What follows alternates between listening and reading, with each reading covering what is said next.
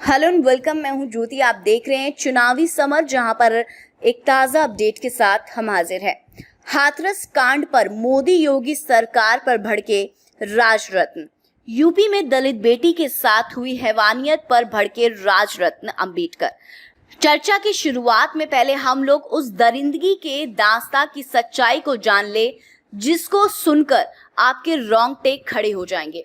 आपको बता दें कि 14 सितंबर की सुबह हाथरस के चंदपा थाना क्षेत्र मबूलगढ़ी गांव में युवती अपनी मां के साथ खेत में चारा काट रही थी। चारा काटते काटते वो अपनी मां से थोड़ी दूर जा पहुंची।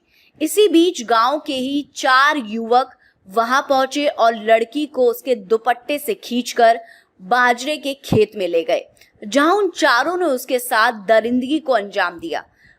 वहीं आरोपियों ने विरोध करने पर लड़की को जमकर पीटा, उसके रीढ़ की हड्डी को तोड़ दिया, जीभ को काट दिया और गला दबा दिया। इसके बाद चारों आरोपी लड़की को मरा समझकर वहां से फरार हो गए। फिर लड़की की मां उसे ढूंढते ढूंढते हुए वहां पहुंची तो घटना का पता चला। उन्होंने लड़की को इलाज के लिए अलीगढ़ के जैन मेडिकल कॉलेज में भर्ती कराया और हाथरस पुलिस को सूचना दी गई। लेकिन 15 दिनों तक जिंदगी और मौत के बीच जंग लड़ने के बाद दिल्ली के सफदरजंग अस्पताल में पीड़िता की मौत हो गई। जाहिर सी बात है कि इस अमानवीय कृत्य के बाद लोगों का गुस्सा आना लाजमी है। वैसे इस घटना पर राजरत्न अंबेडकर भी भड़के हुए नजर आए। उन्होंने कहा कि क्या देश की बेटियों को जीने का अधिकार नहीं है।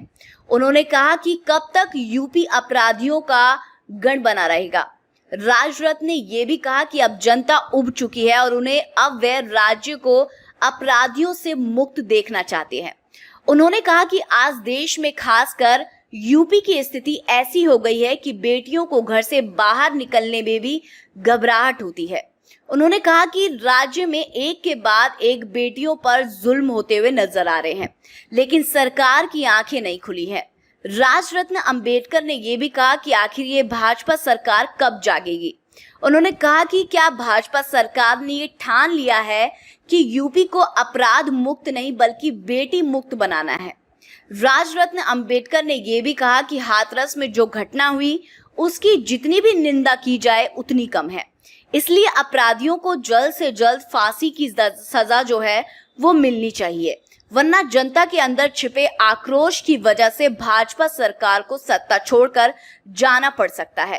राजरत्न अंबेडकर ने यह भी कहा कि वैसे खबरें ये भी थी कि पीड़िता के साथ पुलिस ने भी भेदभाव किया था। ऐसे में दोषी पुलिसकर्मियों को भी सजा मिलनी चाहिए। इस तरह राजरत्न अंबेडकर ने भी हाथरस के पीड़ितों के लिए जोर शोर से आवाज उठाई है। यानी कि हाथरस कांड पर राजरत्न अंबेडकर सहित जनता एकजुट है और जब तक दोषियों को फांसी की सजा नहीं मिल जाती है तब तक लोगों का आक्रोश कम नहीं होने वाला है। तो इस पर आपकी क्या राय है, आप प्लीज कमेंट सेक्शन में लिखकर हमें जरूर बताएं। Thank you so much. Keep watching today's for more news.